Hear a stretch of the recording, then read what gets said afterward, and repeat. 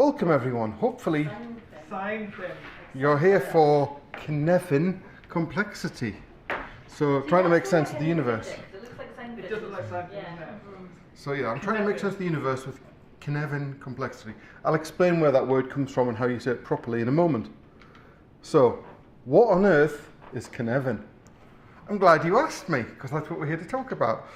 It's a sense-making model for complexity. It's a way to understand what's going on a little bit better. It's pronounced like Kevin, with a N. So it's Cynefin. Yeah? So that's the full lesson. It's created by a guy called David Snowden. Dave Snowden is Welsh. The word Cynefin is Welsh. He was slightly annoyed with all these Japanese terms that he was hearing at Kanban conferences and thought, let's get a bit of Welsh in there. But there's more to it than that. It actually means something. It means something a bit like habitat, but as Dave says, it's sense of place, territory, but there is no English equivalent. But I always think of it as like, you've got that nice sort of Yorkshire music in the background, and it's the land where the grass was green, times were simpler, there was coal to mine, and the beer was somehow meatier and nicer. There's a kid running down the street to buy his homies. Yeah, exactly. It's kind of like that.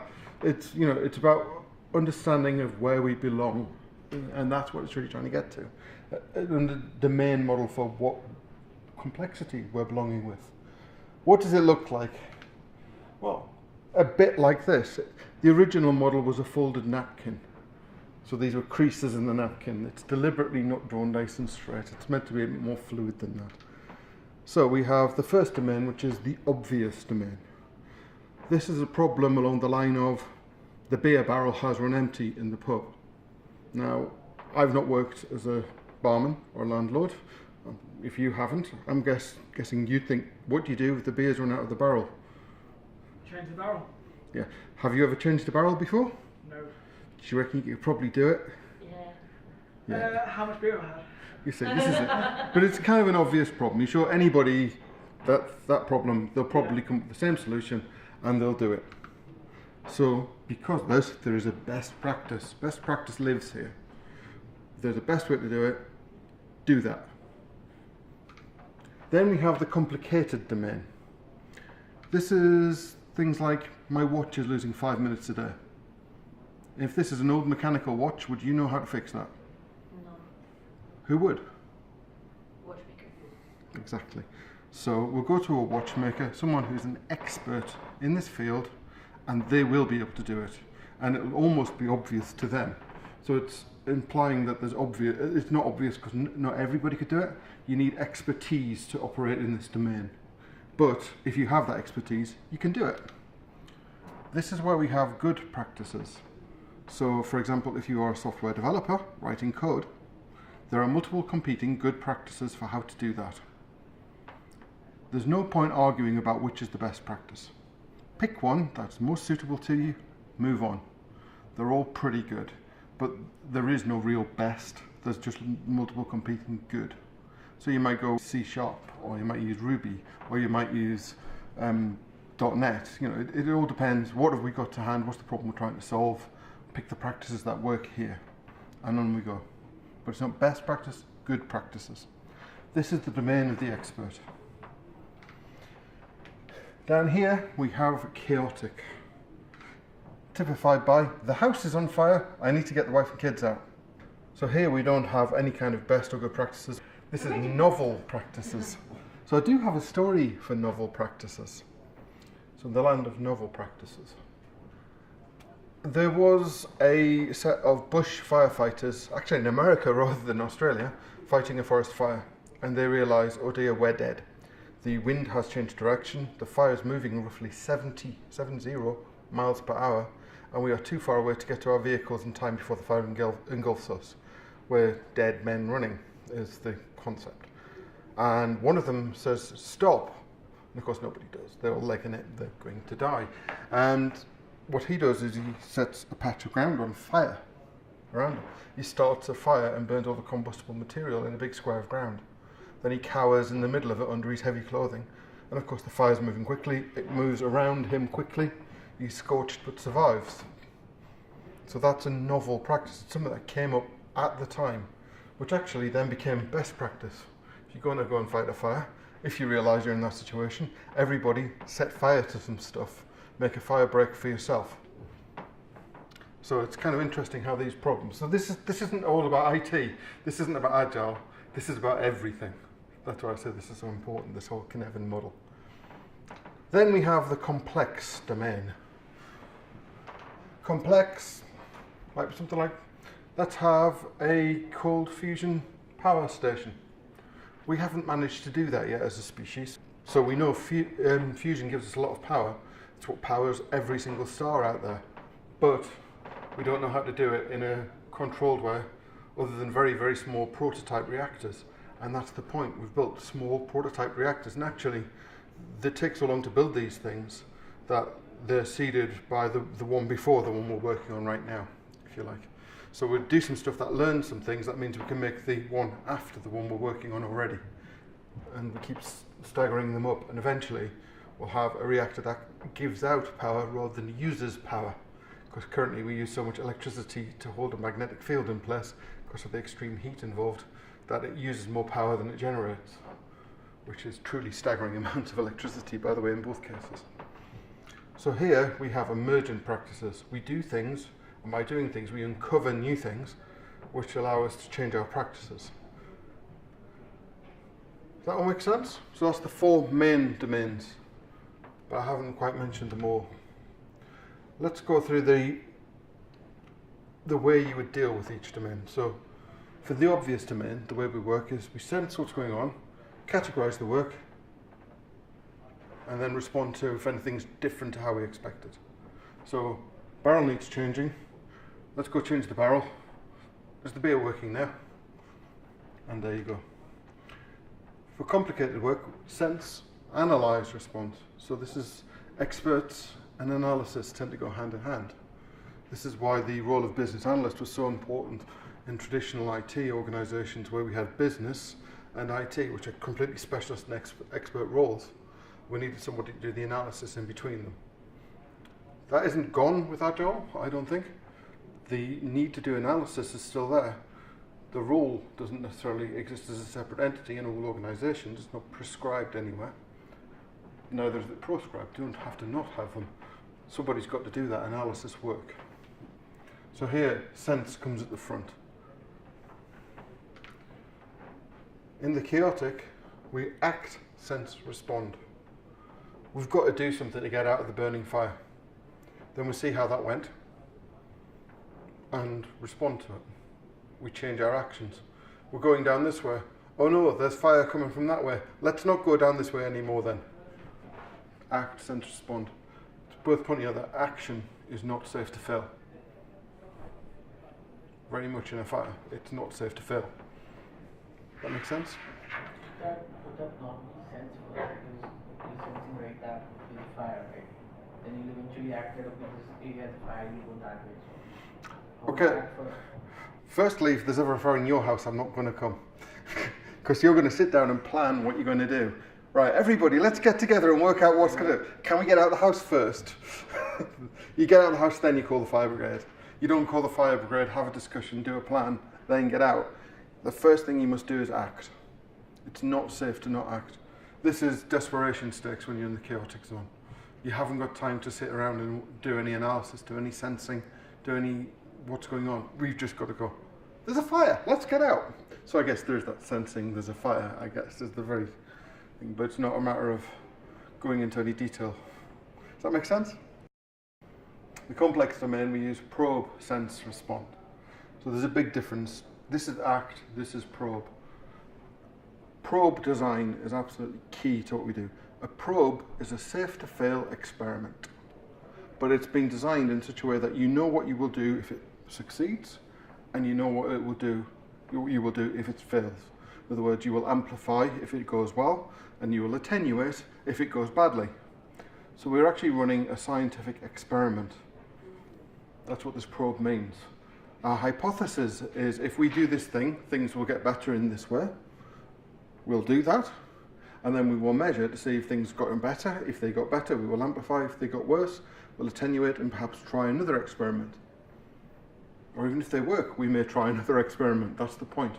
But frequent small experiments, this sounds very agile here. Hopefully that's starting to come together.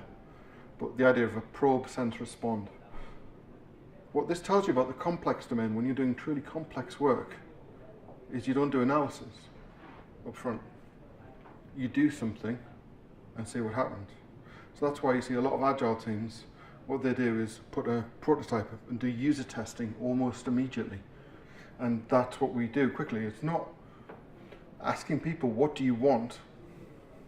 What do you think you want? Or having business experts and asking them, what do you think the customers want? It's doing something and seeing how the customers respond to it. And that will then give us the emergence so we can sense what goes on and respond. So it's do something, see what happens, and then we'll change our minds a bit. So this is why in Agile we often talk about getting user needs. So we know we have a need to open an account. We don't have a need for an account opening form. We don't have a need for a mobile app that's got an account opening form. We have a need to authenticate the user so that we can open an account. And that nowadays can be a photograph, it can be a thumbprint, it can be all sorts of different things. So actually we don't want to say how we're going to do it. We're not doing the analysis up front.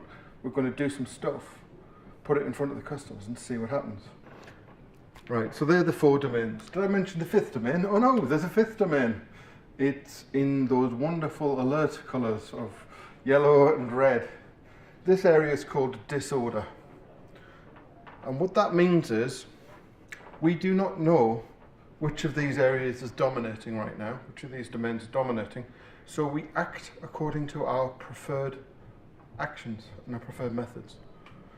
So in disorder, if you don't know things are complex, you might try and use best practice, and that won't work. Or if you're in obvious and you happen to be an agilist, you might try and use lots of emergence and experiments when actually there's a good way of building this house. It's been done 1,000 times before. You do your first fix, then you do your plastering, then you do your second fix. If you're waiting to find out after you've done your first fix that you need to hire a plasterer, you're having a really long wait to get the plasterer. And then if you do the plastering and find you need the electrician and plumbers back, oh dear, that's another couple of months delay. So we plan this all ahead and do it. So agilists have this habit of doing agile, whether it's appropriate or not. Project managers, who would work well down here, tend to project manage things that are complex, which isn't a good idea. It's a dangerous thing. Does that make sense? So we're going to keep coming back to this. This is the Cynefin model.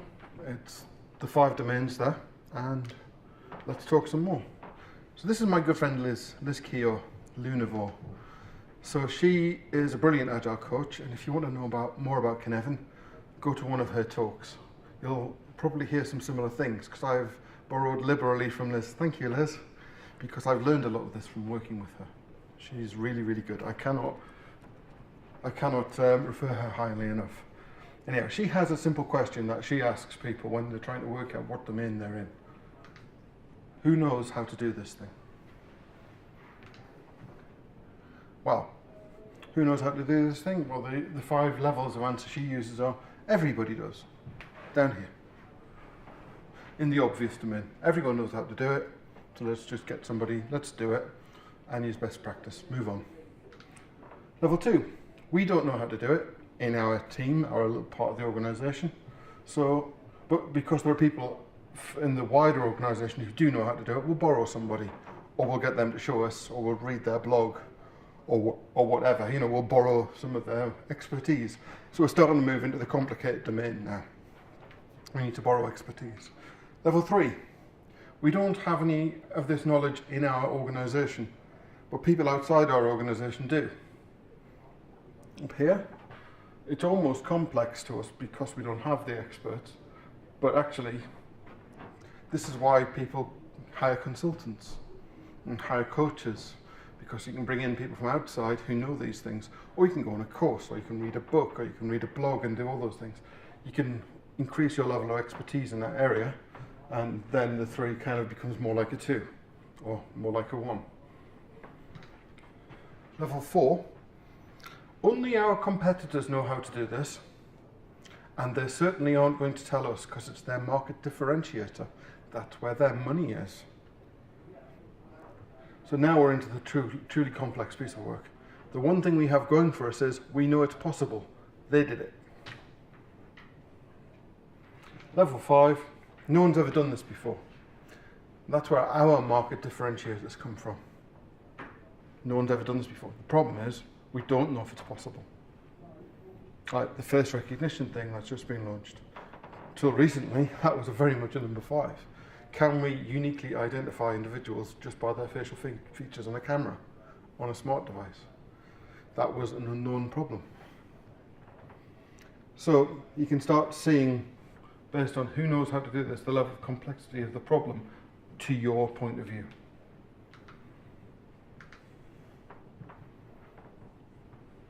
So just to show here, the level 1 are the commodity things. Anyone can do this. Do it cheap. The 3s, the 2s and 3s are really interesting. There's not a lot of money in them usually, but that's where you usually get trust built between whoever you're working with. So because it's very noble problems, you can, you haven't got that huge level of complexity, you can get them done quite quickly, and you can get them done with a large level of confidence. So you can build trust with whoever's your stakeholders. Then here, let's say we've got spoilers. We're trying to spoil someone else's market differentiator. There's a lot of money in spoilers because suddenly you're the only other company that can do that thing. And you've broken a monopoly. And then there's market differentiators. That's where the real money is because you've now got a monopoly. You're the only people who can do this. So it stands to reason, the more complex, the more valuable. The less complex, the less valuable. What does that tell you about work that's obvious when it comes to doing projects and so on for organisations? Probably got less value in the long run. Frankly, you shouldn't do them. Avoid. There's no money in doing this, don't do it. The only reason you would do something like this is if you absolutely have to. So it's table stakes to getting into the business you're in. A regulator might insist you do it. But they're being dumb because there's no point, everyone knows how to do it already. But there's no money in that. And actually, it turns out most work for regulators isn't that simple. By the way, this domain used to be called Simple. It got renamed to Obvious. I'm not quite sure why. But Dave Snowden thought it was important enough to change everything. But yeah, the idea of this stuff. There's no money in low complexity work. We should always be targeting the high complexity work because that's where the value is. Does that make sense?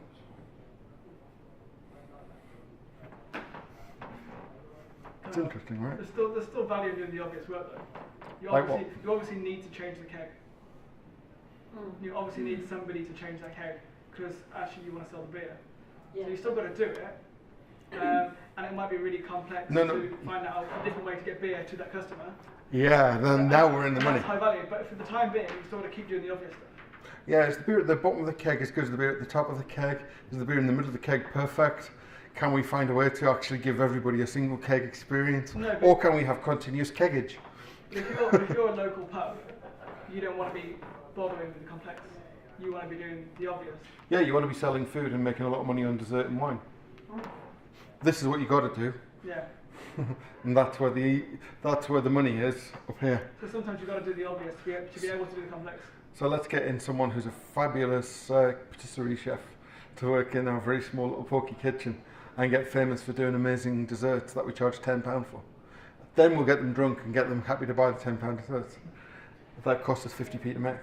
And most importantly, you can't get a very expensive dessert chef to do the obvious, to change the cake.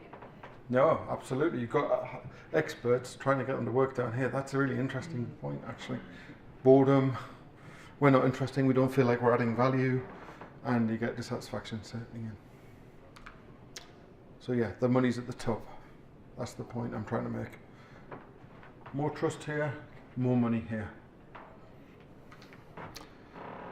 What else do we know about this? Well, there are two halves to this, and it's worth understanding that. We have the ordered or deterministic side and the non-deterministic side. That only arcane language, I know, deterministic and non-deterministic. It basically means on this side, we can know what we're doing up front. We understand it before we do it.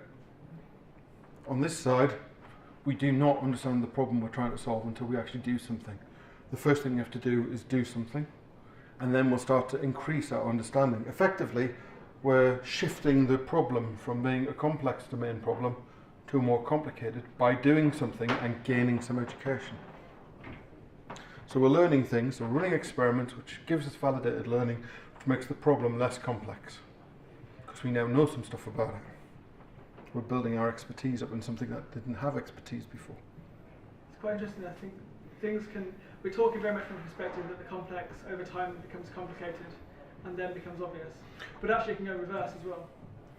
Yes, we're going to come to that. So, which domain are we in? Oh, look at this. I want that to be Brian Cox looking at the stars. That's the fact. You're not in any of the domains, you're in all of them. You're usually in all of them at once.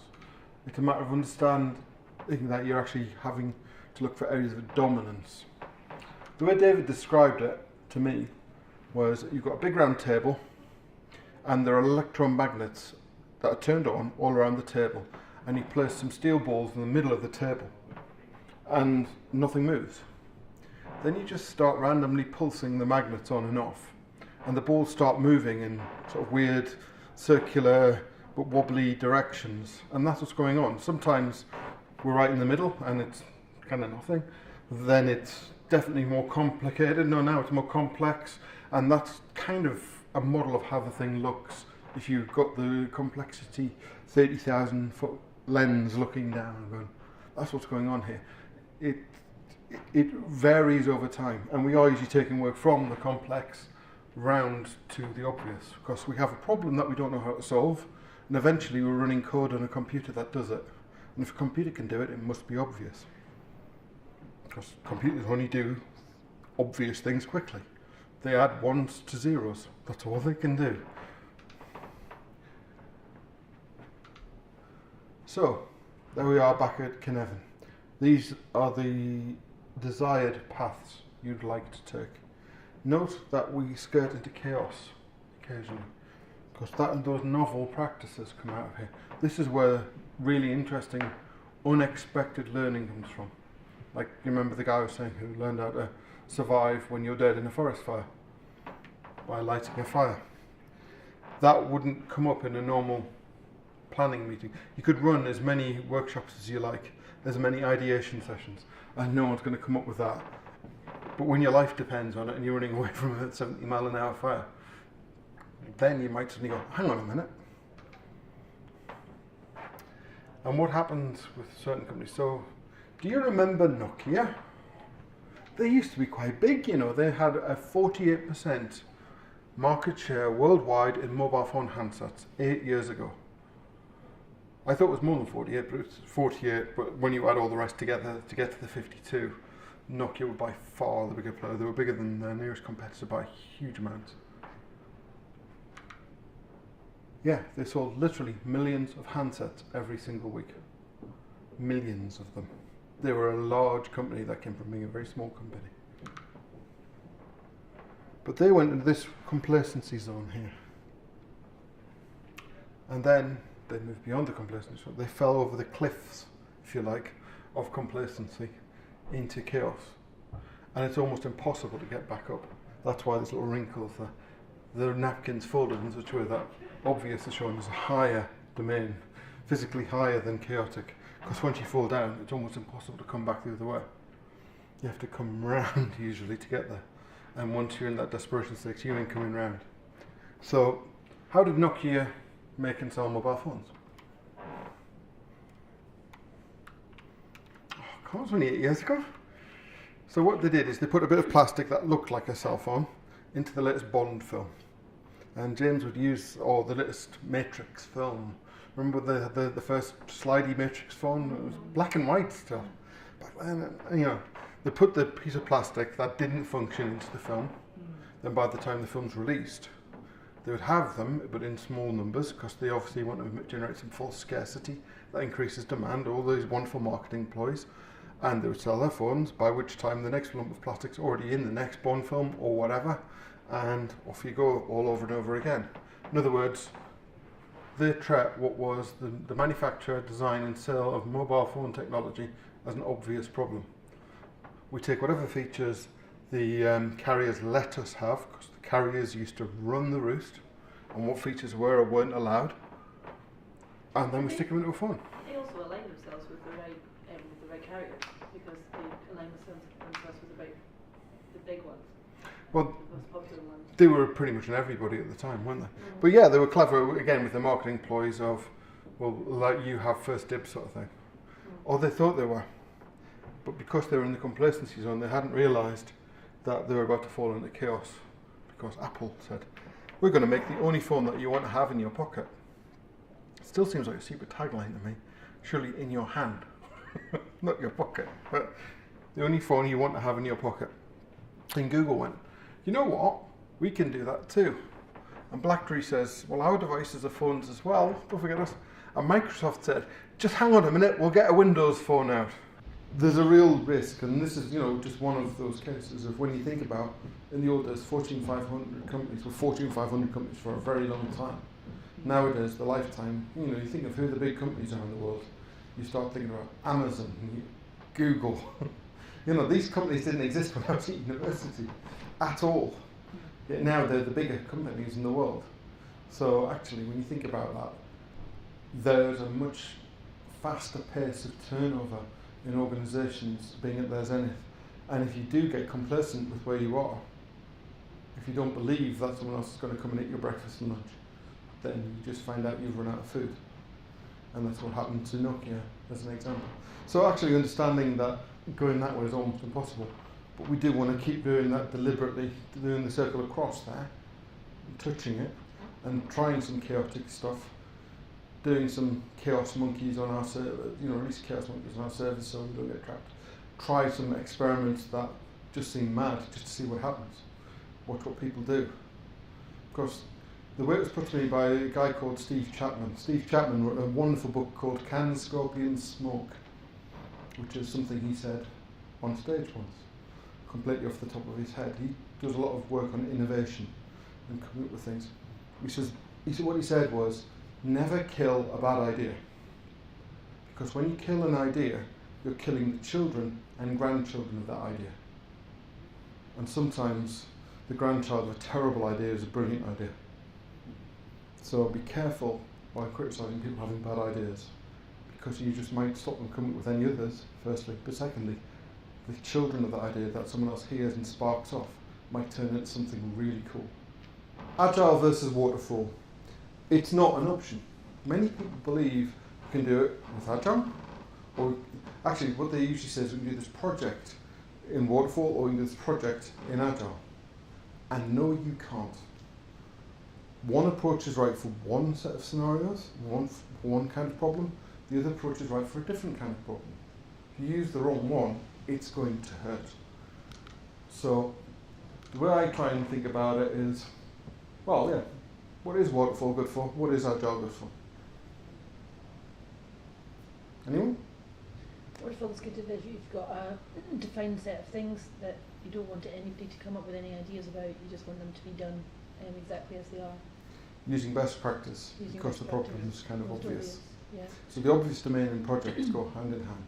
If you're building the 50th house of the same type, that's an obvious problem. You're not going to come across any problems that you haven't had before. There's no new emergence, there's no new discoveries that you're likely to get. The worst thing that can happen is you find an archaeology site and then just move to a different site because you're not going to get there quickly. So the problem solution is so trivial that you don't bother with it. So waterfall lives down there in the obvious domain. Where does Agile work? It works pretty well in the complicated domain where we've got lots of experts. We tend to have a lot of experts in Agile teams, but we want our experts to be generalising. So we want generalising specialists. Specialists are experts, right? So we want experts to work together in general ways sometimes. And it works quite well in the complex domain, but actually if you get very complex, that's where you want to just use something like Lean Startup. Agile becomes too heavyweight. I know, right? But the Agile-ish stuff is at the top. Certainly waterfall down here. What approach works well for chaotic? Instinct. I would say agile as well. No. So I would say Nike works well there. Just do it. Stick an F in there if you prefer. But yeah, just do it and then see how it went. And if there's any learnings. But surely that's then feedback loops. Yeah. That's then part of agile. But it doesn't matter. I talked once about an SLA in an organisation where the business has an SLA with the technology department of that company to have uptime of a certain amount. And I asked, well, what do you do if you fall below SLA? Do you use someone else's technology department now? You can't. You've got to use your own systems, haven't you? So it's an unactionable thing. And that's the point. This is kind of unactionable. You could do all the analysis you want down here, and it's, are we all alive or are we not all alive? Then did we learn something that we can make this problem less chaotic for the next people? The way I like to look at though is train tickets. You make So- it talk so interesting. I did try. It's all about the trains. Trains and stars. Trains. Anyway, so I was booking a train ticket and I was on a company system and it offered me the same train journey at 5 different fares. I was like, well, why would you pay for the more expensive one? Why would you pay for the cheapest one? And what do you get? And it turns out the cheapest one is you cannot refund, you cannot change, you must travel on the designated train. Never mind the designated day, it's got to be the exact train you book. Otherwise you don't get to do anything. And I thought, well, that's a bit waterfally actually. We've already decided what we're going to do. We've got a scope that's well defined, and no matter what we learn or discover throughout the project, we're not going to change anything. We're just going to deliver what we said, and it will turn up when we said it. And the cheapest way to do that is waterfall, because we aren't taking any account of anything we learn, so nothing's changing. Just do it effectively, and do it the most efficient way, which is waterfall. So why would you pay for a more expensive ticket? I thought, well, actually the ticket I want isn't even on there, which is the go anywhere, anytime ticket. That's what I want, which is I have a need to go to Sheffield, but actually on the day it might turn out I need to be in Birmingham instead. Or I need to be in New York and there aren't any trains there. And based on what I discover, I want to be able to go to that place. So on a train system, that's a flexible ticket effectively. A flexible ticket to the destination of choice. You can go any day, you can go any time, and you can cancel right up to the last minute and get a refund so you can go and buy a plane ticket. And you pay a premium for that. And that's agile. Agile's horribly inefficient to do something, but actually it gives you the most ability to change direction really quickly. So you spend less time doing the wrong thing. So compared to doing waterfall and heading down the wrong path and then taking a 90-degree turn at the end and change management to get to where we want to be, you start quickly moving to the right direction.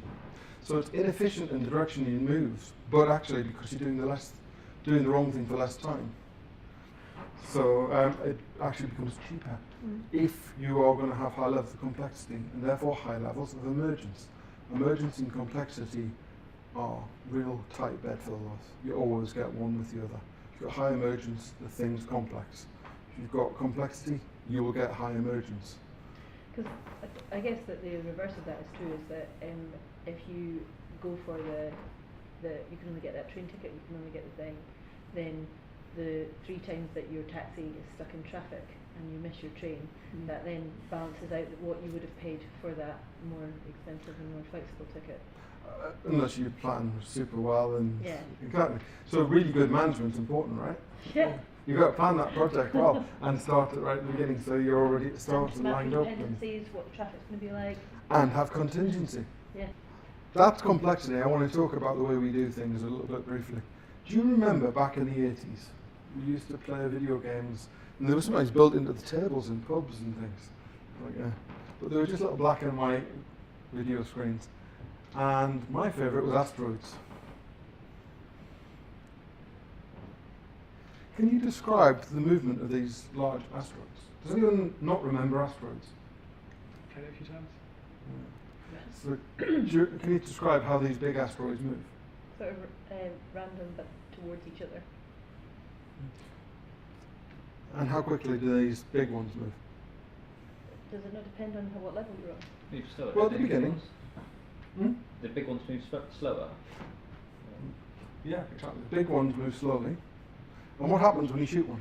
They break into small Small. ones. Not quite, actually. So I'm going to call these big ones initiatives.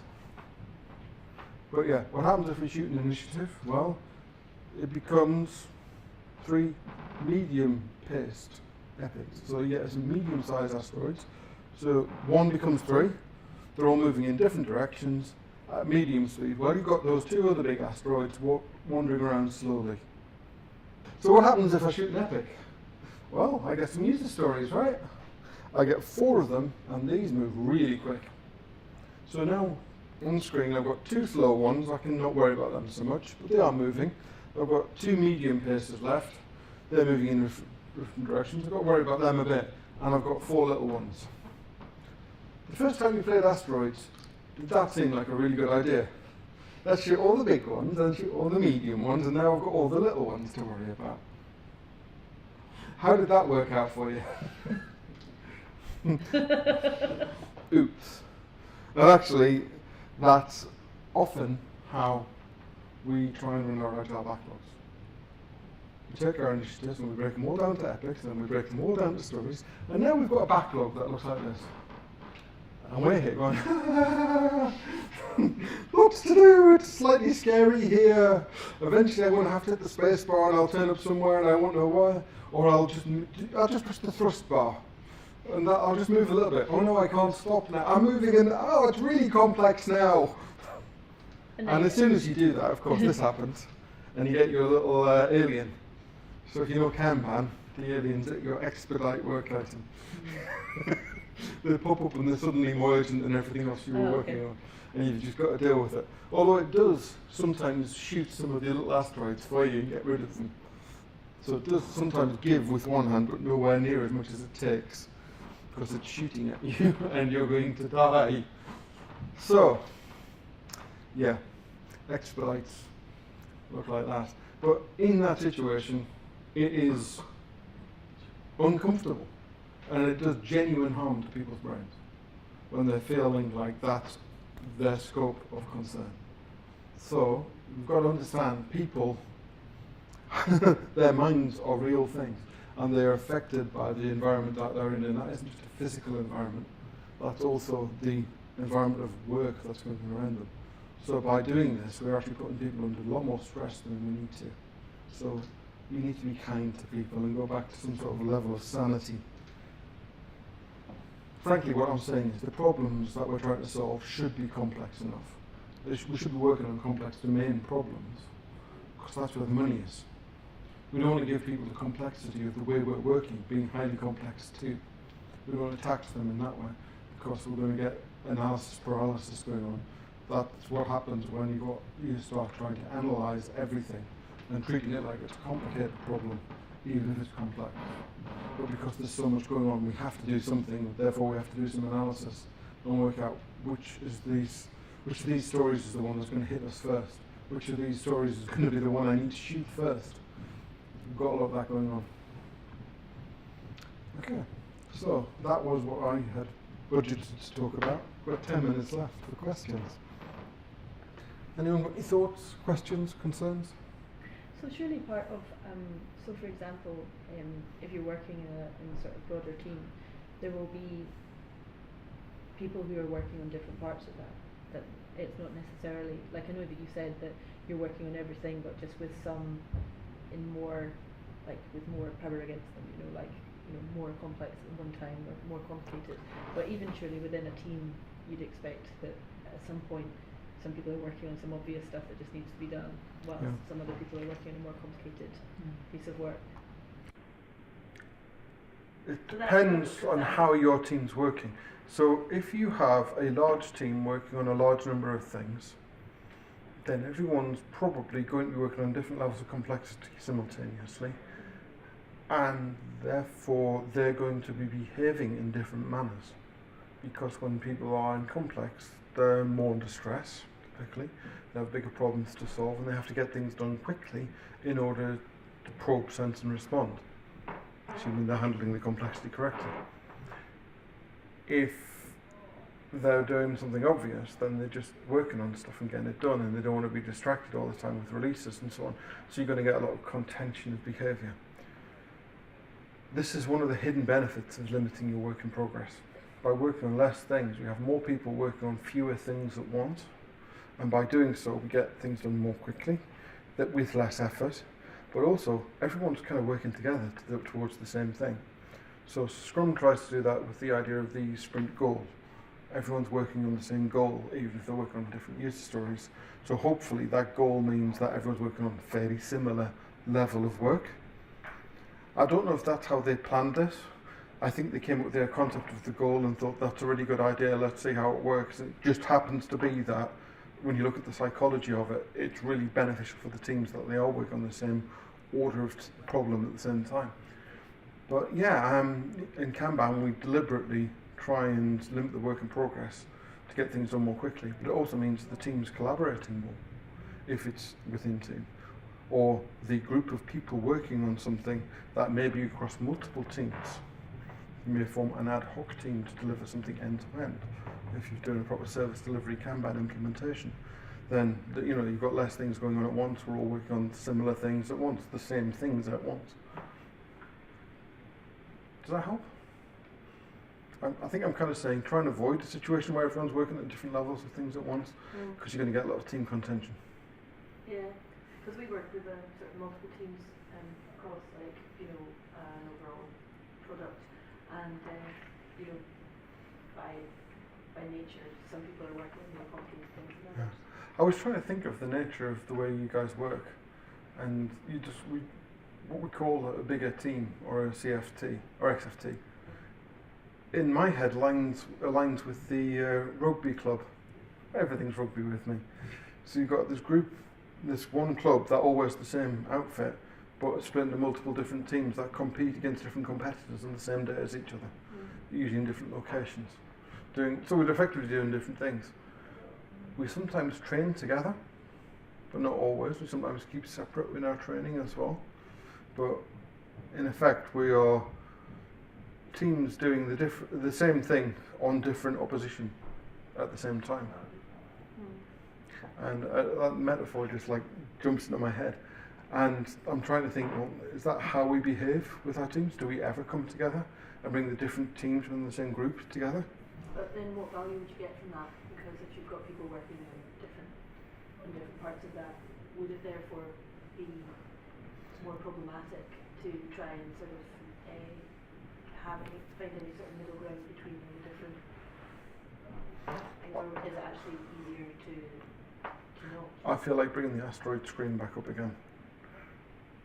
You've got lots of teams working on, or multiple teams working on lots of different problems at the same time.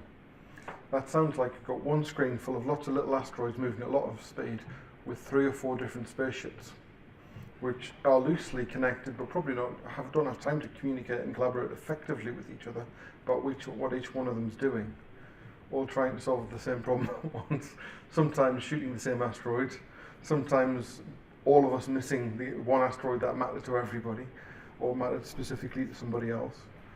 And what I'm saying is the complexity is very, very high in that situation. If you could bring that down to one team doing one thing, then split into sub-teams to tackle problems, because collaboration within, you can't just put all the spaceships together and make one big spaceship. But if we're all trying to solve the same initiative at once, then the same epic at once, then the same user story at once, and get rid of those ones and then move on to the next initiative when we finish this one, would be far more effective. However, the problem with that is that we are usually funded in a way that means that we are expected to work on everything at once. So we actually would need to do at the very top level is to have prioritization and be able to not be doing things with high work in progress as a larger organization. The reason I say you should do that is because otherwise each one of your sub-teams is working with one of your sub-teams and one of your sub-teams and one of your sub-teams, and you end up with lots of these chains effectively of sub-teams working together. And at any one time, one of these areas is going to be the bottleneck. And what do we do when we find the bottleneck? We elevate it. Of course we do. Everyone knows this. We hire more devs. It's never more testers, is it? We hire more devs for the area that's in the bottleneck. And then all that does is it shifts the bottleneck from here to here. and in that new bottleneck, then they're going to do exactly the same thing and elevate as well. Okay, that's all I think we have time for today. Thank you to everyone for attending, and we'll see you next time.